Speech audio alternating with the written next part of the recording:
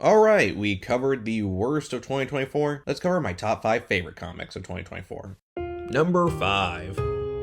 Thundercats Volume 1, Good Omen. I won't say I'm a die-hard Thundercats fan, but I'm definitely a fan. I found the characters interesting, the mythology fascinating, the action pretty fun, and the storyline's pretty compelling. I was always kind of bummed out the show never got as big as He-Man, though it did have its chances, with of course the reboot series, the really awesome crossover with He-Man at DC. How about Roar? Don't speak of Roar. So I was excited to hear that Dynamite was going to tackle the title, and I think they did a good job. It's a reboot of the original story, where Lion-O and the Thundercats crash to Third Earth, but find themselves in a difficult situation, especially Lion-O, as when he left his home, he was but a child, but due to his hibernation pod malfunctioning, he actually aged up and must face the dangers of this new world. It's tons of fun with a really cool twist that I wasn't expecting, with a new take on mythology that a lot of fans might be excited to see. So yeah, these cats land on their feet.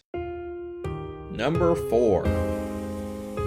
Batman and Robin issue 11 through 13. Hey, Damian Wayne finally made it on the list. Shame it had to be during the end of Josh Williams' run on the character. I kid, I do recommend checking out not just the solo Robin series, but also his run on Batman and Robin. It's tons of fun, and it has Damian Wayne tackle the most difficult thing he could deal with, that being a teenager. Throughout this series, Damian Wayne has finally gone to school and realized he knows who Robin is, but who is Damian Wayne, outside of both being the son of Batman and the grandson of the Demon. He hopes to learn that as he hunts down the villain Bane, as he was the one that murdered Alfred Pennyworth in the Tom King run. It's a really solid finale, and it really does feel like Damian's story goes full circle here, especially with the ending and how they use the colors. My only gripe is that you have to have been reading both Williamson's Robin series and his Batman and Robin run from the beginning to really feel the impact of what the story brings. But for me, this Robin has really learned to fly.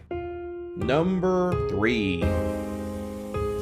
Cobra Commander, Volume 1. I was really not expecting this to be that good. Truth time, I'm not a big G.I. Joe fan. Not saying there aren't G.I. Joe stories I enjoy, I just never got into it like I did Transformers. But with the Energon-verse starting, I thought that I should try giving this series more of a shot. And lo and behold, Cobra Commander wound up being one of the best in this run, and taking some of the more goofy elements of the original origin, in particular Cobra Law, and giving it an almost Lovecraftian twist, while at the same time still feeling like a G.I. Joe story. Cobra Commander especially feels like a much more intimidating version of its TV counterpart, showing how he started from humble beginnings to the leader of one of the most dangerous organizations in fictional media. So yeah, this snake definitely has fangs. Number 2.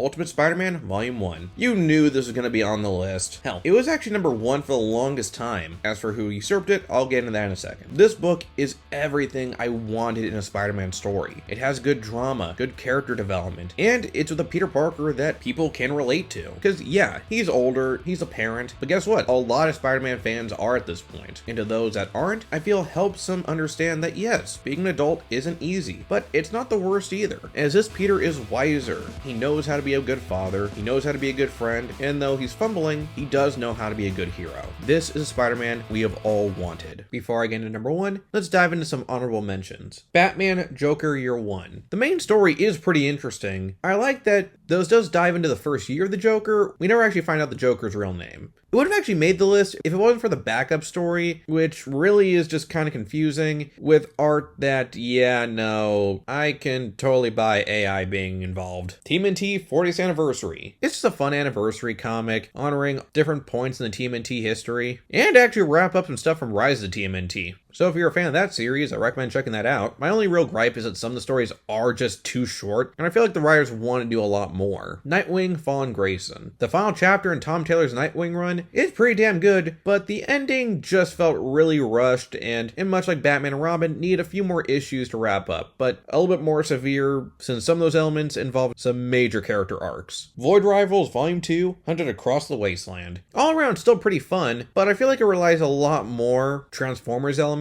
than the previous story. Still, it was cool to see Springer and Hot Rod, along with some other Autobots. And my number 1 favorite comic of 2024 is Black Sad. They All Fall Down, Part 2. Yeah, no, you knew this was going to happen. I've been waiting 2 years for Part 2, and it was well worth the wait. We see Black Sad racing against the clock as he has to save his friend Weekly, who is currently being framed for a murder, while uncovering a dark secret that someone is determined to hide. As for who that is, well, I'll talk more about that another time. But for now, yeah, no, I really enjoyed it. I'm pretty sure you guys know why. The art's amazing, the writing's top-notch. They have not lost their touch since the first story, and like most of the Black Sad stories, with the exception exception of Amarillo. This is a really good jumping on point. Yeah, it's part 2, and it's still a good jumping on point. It's kind of crazy. I mean, you're not going to be as satisfied if you haven't read part 1, but still, it's pretty impressive. But that might just be me. How about you guys? What was your favorite comic of 2021? And did you check out the comics I mentioned in this list? Let me know in the comments. Anyway, we all want to wish you a happy new year. I know this year has been tough, but know that I really do wish for the best for you guys. And hopefully you'll have a better year than you did this year. Later.